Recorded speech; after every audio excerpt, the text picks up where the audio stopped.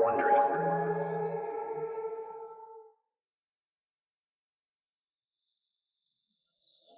It's a little past midnight on May 22nd, 1986.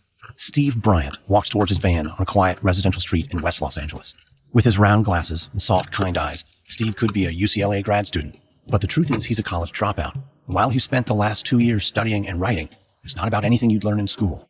He's been living in his van as he crisscrosses the country, trying to get people to listen to his tale of abuse, corruption, and fraud by a worldwide religious organization. It's an explosive story, bursting with salacious details that will blow people's minds if they'll only believe him. And that's the problem. He's talked to reporters, written a book. He's talked to anyone who would listen. But most people dismiss him as a nutcase. And the ones who do believe him, insiders who saw things firsthand, are afraid to speak up. And the ones in power, the ones who know the truth, they want to see him silenced. When he thinks about everything that's happened, all he can do is shake his head. He was in his early 20s when he joined. He was a happy guy. He'd finally found a community where he felt like he really belonged. Now he's 33. Divorced. He's lost custody of his kids. So many battles, and all of them lost. A couple of weeks ago, he finally admitted defeat. The bad guys have won. Now it's time to just let go of the anger and let go of the hurt and move on. Tomorrow, he'll head up to the bucolic town of Mount Shasta, California, where he has a lead on a job customizing vans. He wants to start over, have a normal life.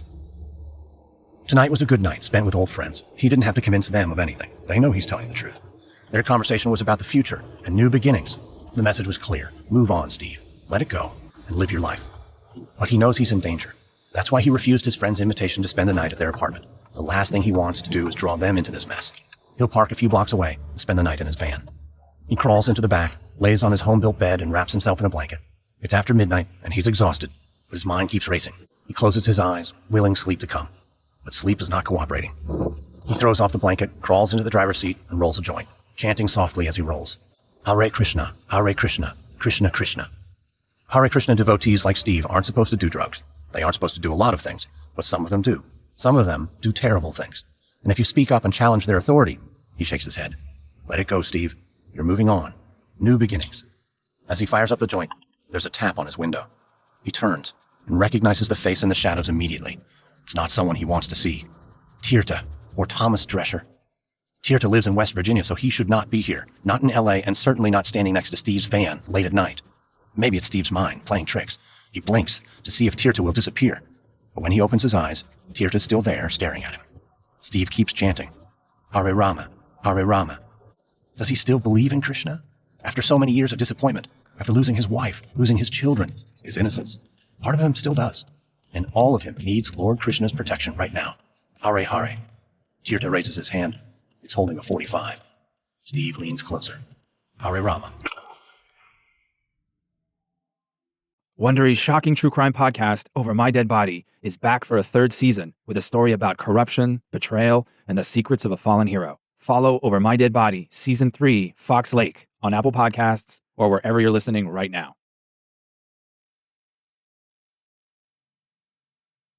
From Wondery, I'm Lindsey Graham, and this is American Scandal.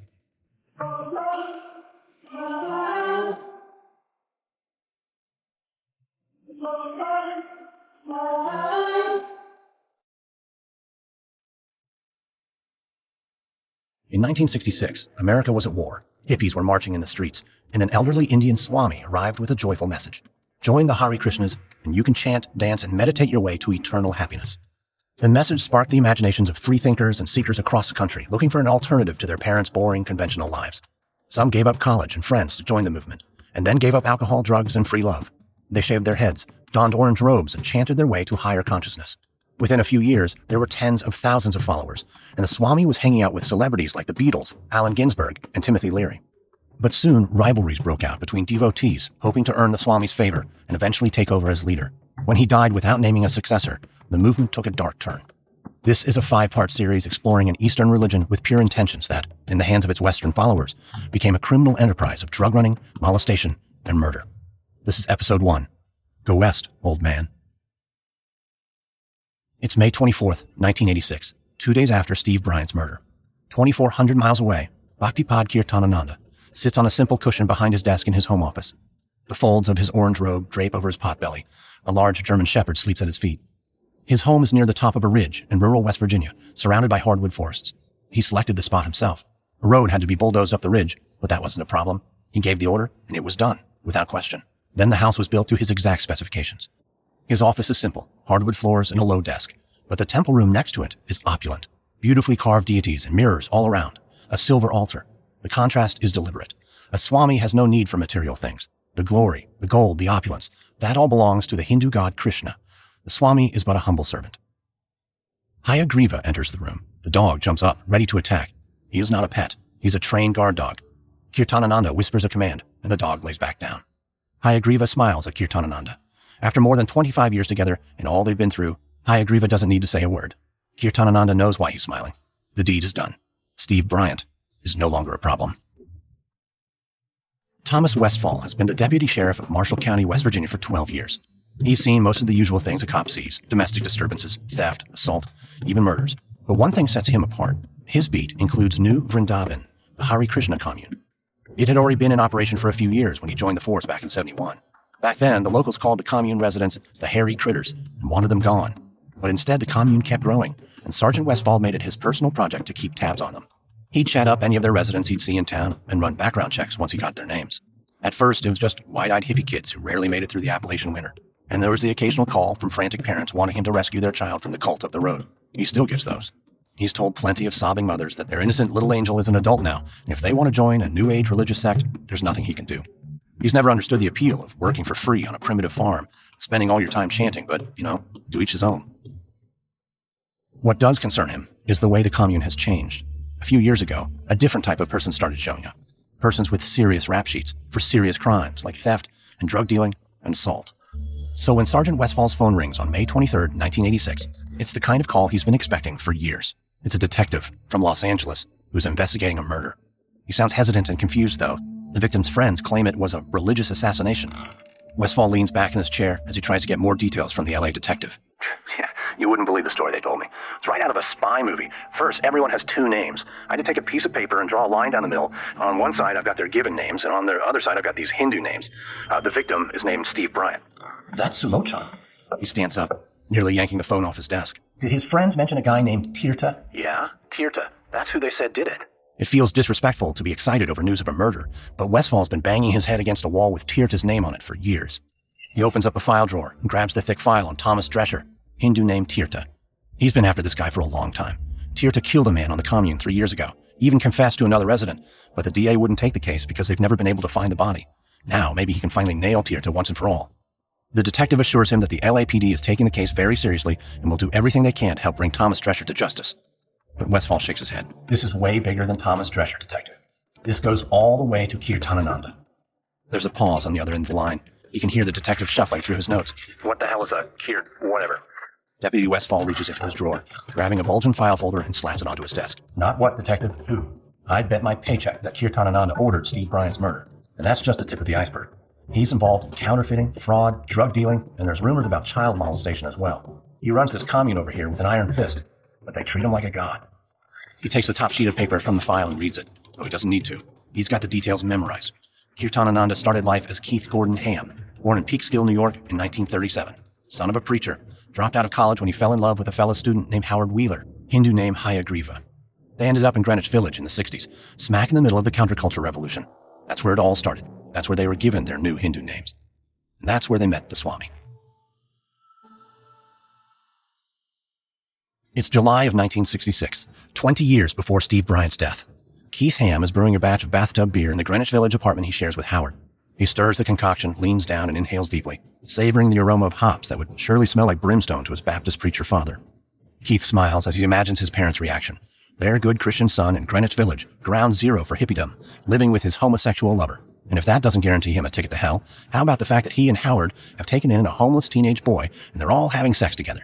His parents' heads would explode, and he's okay with that. He likes his life. His boyfriend Howard is pursuing a master's degree in English literature, but his heart's not in it. Howard is drawn to Eastern texts, especially the Bhagavad Gita, a sacred Hindu text that explores the three paths of action, knowledge, and devotion that lead to enlightenment. Mahatma Gandhi called it his spiritual dictionary, and Howard studies it in detail, wishing he had a mentor to guide him through it. Like so many kids their age, Howard and Keith have no interest in the lifestyle and Cold War values of their parents. 9-to-5 jobs, dinner at 6. Instead of white picket fences, they want a world without borders. They want freedom over security. They don't care about getting ahead or what the neighbors think. They're looking for meaning, and they know they won't find it at the top of the corporate ladder. Keith finds some of what he's looking for right outside his door in Greenwich Village. Marlon Brando and Paul Newman live in the neighborhood. He can walk down the block to a cafe and hear Jack Kerouac and Allen Ginsberg read their poetry, or Bob Dylan try out his newest songs. And the parties. He's watched Andy Warhol work a room. Now there's a guy who knows how to manufacture fame. But Keith isn't just watching. He's taking notes. All his observations will come in handy someday. That he's sure of. He just hasn't figured out how or where yet. The answer comes, though, when Howard bursts through the door. Keith, I found it on 2nd Avenue. Keith! Keith stops stirring his tub full of beer and rushes out of the bathroom. He's never heard Howard like this. Howard often has an academic's Tweety detachment, but right now he's on fire. I asked him, are you a guru? He said, yes. Do you know the Bhagavad Gita? And I said, no, and I practically got it memorized. Hey, Howard, slow down. What are you talking about? A.C. Bhaktivedanta Swami. Howard, we spent 2 months in India, 2 months searching for a guru. You think you found one right outside our door here in New York City? Well, yes. He's got to be close to 70. He said he spent years living in Krishna temples in India, but he was called to bring Krishna consciousness to America. Keith cocks his head. Are you sure he's the real deal? So many of the gurus we met in India were just trying to fleece us like we're dumb hippies. Well, let's listen to him and find out. Keith smiles. I'll tell you what. We'll get the gang together and check out your amazing new Swami. And if he's a fraud, at least we'll have fun exposing him. The gang is a collection of friends that call themselves the Mott Street Gang, but they don't troll the mean streets of Greenwich Village. Their turf is smoky cafes, and their primary weapon is Keith's razor-sharp tongue. Keith loves to strike up conversations with strangers about their philosophical views, then methodically catalog every logical flaw and rhetorical mistake. He was a boy preacher, and while he strayed far from Baptist teachings, something in him still yearns to see rapt faces hanging on his every word. If this old man is a fraud, Keith will tear him apart. A few days later, the gang makes their way to a 2nd Avenue storefront. A collection of village hippies and bohemians sit on rugs on the floor. Incense and sweat mix uneasily in the muggy air. There's an empty chair at the front of the room. And after a few minutes, an old man appears and sits. He has a high forehead and a mouth that looks too big for the rest of his face. He smiles, and Keith finds himself leaning forward. The dark, knowing eyes, the outsized smile. It's intoxicating. The Swami introduces himself, clangs a pair of finger cymbals, and begins to lecture in heavily accented English. Unlike the fiery sermons delivered by Keith's father, the Swami speaks with calm authority and precision about a God of love and happiness called Krishna. So if you understand Krishna, then immediately you are liberated. Param Brahma Param Ram, Pavitram Paramam Bhava. He tells them that Krishna can free them from anxiety and take them to a state of pure, unending, blissful consciousness. Keith is intrigued. The God he grew up with was a God of judgment and punishment. But Krishna is a carefree, blue-skinned boy who dances and plays the flute. With his long, flowing hair, he looks like the people sitting in the room. No wonder the hippies are drawn to him. The old man continues. The path to Krishna consciousness is not easy. It takes work, study, and discipline. But the reward is that the soul becomes liberated from the material world. Krishna consciousness means to understand Krishna. As soon as you understand Krishna, you understand everything. The path to Krishna is to chant his holy name. Keith is mesmerized. This is what he's been looking for. Then Swami begins chanting. He repeats 16 words over and over as he clangs his finger cymbals. Hare Krishna, Hare Krishna, Krishna Krishna, Hare Hare, Hare Rama, Hare Rama, Rama Rama, Hare Hare. Hare Krishna, Hare Krishna, Krishna Krishna, Hare Hare, Hare Rama, Rama Rama, Hare Hare. The congregation joins in, and so do Keith and Howard, chanting louder and faster, swaying with the rhythm. With the chanting and the music come feelings, possibilities, and awe Keith hasn't felt since he was 8 years old, peering over the top of a pew at his father. Then, just like that, the Swami stops, gets up, and leaves. Keith looks at Howard. Their eyes meet in wordless agreement. There will be no debating tonight. They've found their guru. They don't know it yet, but their lives will never be the same. Keith will get the power and adulation he so desperately craves, but Krishna's divine light is going to take him to a place of unimaginable darkness.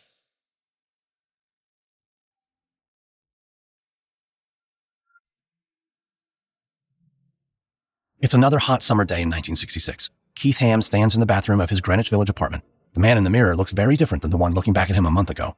Today, his head is shaved, except for a long tuft at the top called a sika. He's no longer brewing beer in the bathtub, or for that matter, drinking any alcohol at all. He's spending more and more time at the temple, chanting, studying with the Swami, and cooking vegetarian meals for the growing congregation. The problem is, it leaves him very little time to work, and he's got bills to pay. So today, he's going to the welfare office to sign up for public assistance. If the state of New York can assist him on his spiritual journey by providing a welfare check, he's happy to take it. So he walks out of his apartment barefoot, wearing a pair of cut-off jeans and a t-shirt. It's the Village in the 1960s. No one gives him a second look. But when he gets to the welfare office, and the clerk sees his sika and his dirty bare feet, he's told he'll have to go over to Bellevue and pass a psychiatric evaluation before he can get benefits. Bellevue is the oldest public hospital in America. It's a forbidding brick building that gives Keith a chill just walking through the door, but he's willing to do whatever he has to get that regular check. He waits, tapping his bare foot against the cold floor. When his name is finally called, the doctor hands him a form without looking up. Here, fill this out. Keith is in a hurry. He fills out the paperwork without bothering to read it. So, how long till I get my first check? The doctor sits back in his chair, folds his arms, and purses his lips in disdain. What's with the hair? I'm a follower of Lord Krishna. It's part of being a devotee. Lord who? Krishna, the blue-skinned boy. Blue skin, huh? Did you meet any little green men from Mars, too? The doctor takes Keith's papers, checks a box, and adds his signature. And that's all he needs to have Keith committed. Keith already gave his authorization when he signed without bothering to read the form. The doctor thinks Keith is a danger to himself and to society, and with that checkbox and Keith's signature, he can keep him locked up for the rest of his life. Keith doesn't make things any easier on himself. He refuses to speak to anyone, so the doctors label him as antisocial. Howard visits and urges him to play the game so he can get released. Keith agrees and decides he'll just be himself. He teaches the other patients how to chant and tells them about his swami and the blue-skinned god named Krishna. That's enough to convince the doctors he's a schizophrenic who needs to become a permanent resident. After a week, Keith feels like he might actually be going crazy. The screams of the other patients keep him awake at night, and he's so sleep-deprived he's practically hallucinating. Howard is desperate to get Keith out. He enlists the help of Allen Ginsberg, the famous beat poet who is an admirer of the swami. Ginsberg gets a Jungian analyst he knows to examine Keith and write a letter certifying that he's a sane follower of a legitimate Eastern religion. But it's still not enough for the doctors. They insist their patient can only be released to a family member. Keith has been estranged from his family for years, but he's desperate. He calls his father, who is furious and refuses to sign the papers unless Keith promises to return to the Baptist faith and move back home. Keith agrees, and his father drives to the hospital to retrieve him. But when they're pulling away, Keith jumps out at the first red light and runs as fast as he can, leaving his father raging. Keith goes straight to the temple, where he's welcomed with open arms. In fact, surviving the ordeal makes him something of a celebrity. Back at the temple, Keith and Howard decide to take the next step on their spiritual journey. They'll become full-on Hare Krishna devotees. It's a big commitment. It means giving up meat, drugs, alcohol, and sex other than for procreation. The swami initiates them in a purification ceremony and gives them Hindu names. Howard becomes Hayagriva, and he is also given the honor of editing the swami's English translation of the Bhagavad Gita. Keith is Kirtanananda. Soon, the swami gets written up in the underground press. He's excited to have his story told. After decades spent in quiet spiritual study, his spiritual master challenged him to bring Krishna to America. But he was an old man with no money. Still, he obeyed. He talked his way into a free ticket on a freighter. He had a heart attack during the journey, but he kept his resolve, praying and chanting even when he couldn't get out of bed. He recovered, and when the ship arrived, he found his way to Greenwich Village, where he rented a grimy storefront and began preaching his message of love of God, non-materialism, and spiritual fulfillment. Now his story is in print. It's all too much to be a coincidence. Something bigger must be guiding him. The village hippies and bohemians flock to his lectures. Some street people join as well, though maybe just for the free food. A few of the new members have criminal records, but that doesn't matter. Everyone is welcome. One evening, a few months after Keith and Howard's initiation, a serious young man named Hans Carey enters the temple. Keith chats with him after the service and can see immediately that he's different from most of the hippies who wander in. In fact, Hans isn't a hippie at all. He thinks hippies are lazy and undisciplined. Hans tells Keith that he was raised Catholic, and while he's rejected Catholicism, he's still searching for meaning, and Keith gets it. Giving up the faith you were raised with doesn't mean giving up faith entirely. You need to find your own spiritual path. Hans is taken with the Swami's lecture. He joins in the ecstatic chanting and dancing afterward. Now he's charged up. I've smoked a lot of weed, he tells Keith, and I did acid for a few months, but I realized it's a dead end. I've been there too, God brother, Keith tells him. Drugs are temporary. Krishna is a high that never ends. As Hans is leaving, Keith gives him a small paperback book written by the Swami called Easy Journey to Other Planets. Hans doesn't wait to get back home. He sits in his car, opens the book, and devours it immediately. One can transfer himself to whatever planet he likes, possibly to planets where life is not only eternal and blissful, but where there are multiple varieties of enjoyable energies. Anyone who can attain the freedom of the spiritual planets need never return to this miserable land of birth, old age, disease, and death. Hans knows, to most people, this sounds crazy. But Hans is pretty miserable on planet Earth. He's struggling to make a living as a freelance photographer. His relationship with his wife is strained, and he's living in New Jersey. By the time he finishes reading the pamphlet, he's hooked. He walks the street, chanting at the top of his lungs. He arrives home and announces to his wife that he's found what he's been looking for. The next day, they both return to the temple, and after a month, they both decide to become devotees. The Swami performs the ritual to initiate them and gives them their new names. Hans will become Hamsadutta. Hamsaduta's practical nature and self-discipline quickly prove to be an asset for the temple.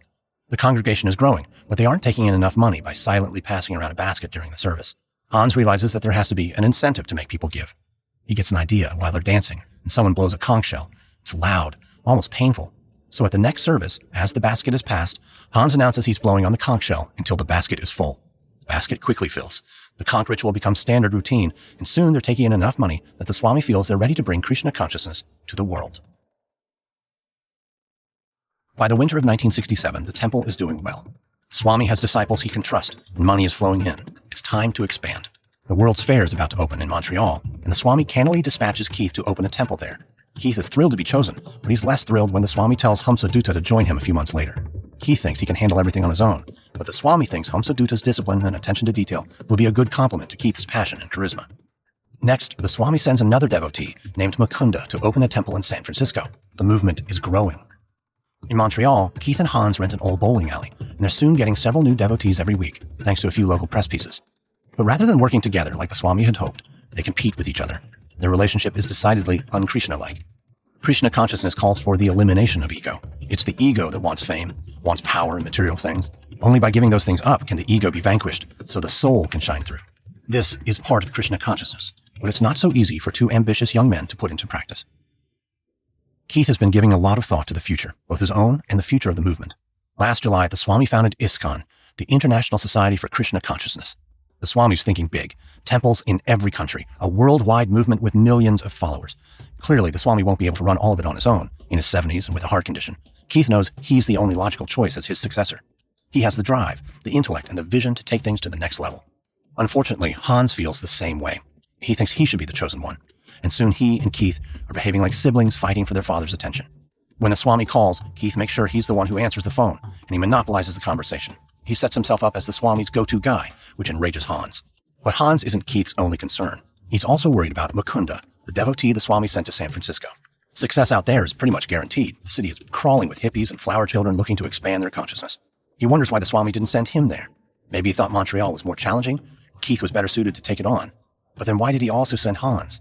Keith finds himself spending more and more time worrying about how to get the Swami's attention, and less time on how to build up the Montreal temple. The Swami thinks he's sending his best men to spread Krishna's message of love. Instead, he's unwittingly planting the seeds of a rivalry, one that will split the Hare Krishnas in a battle for control and lead to theft, drug dealing, abuse, and eventually murder.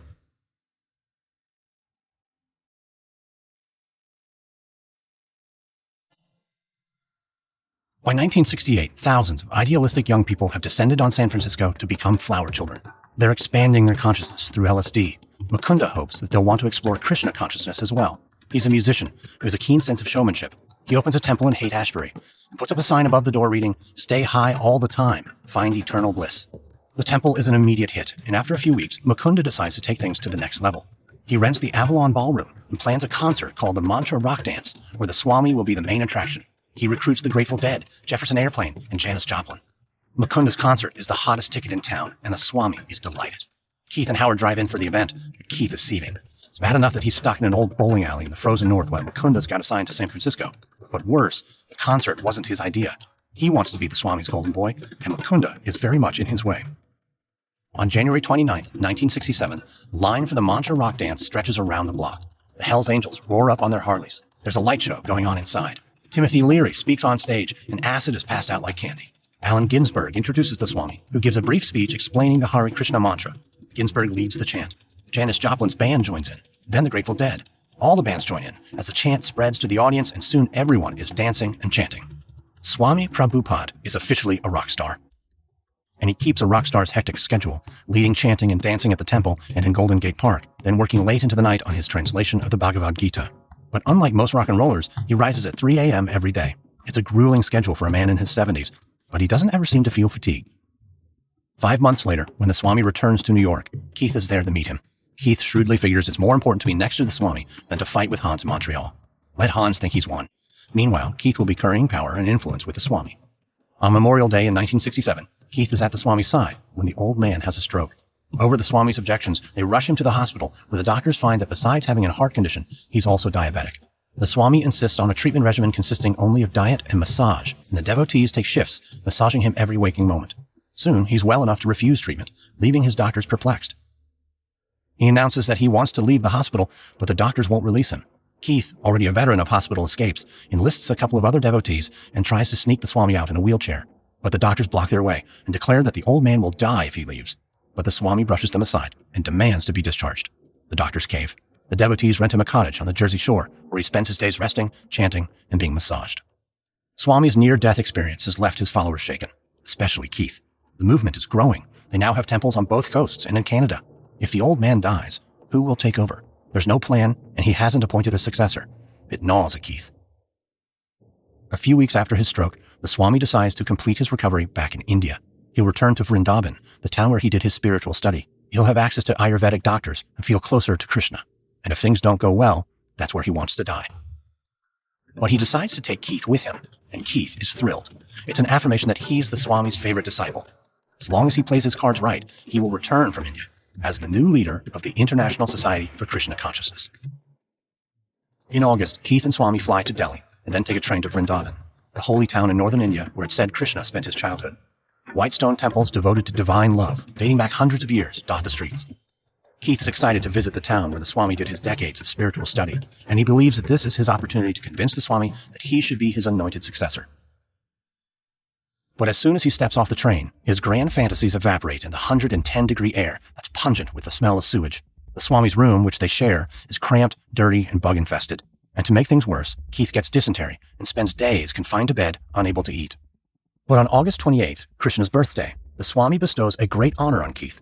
He anoints him as the first American sannyasi. It doesn't put him on the same level as his teacher, but it means that other devotees should now address him as Swami Keith or Swami Kirtanananda.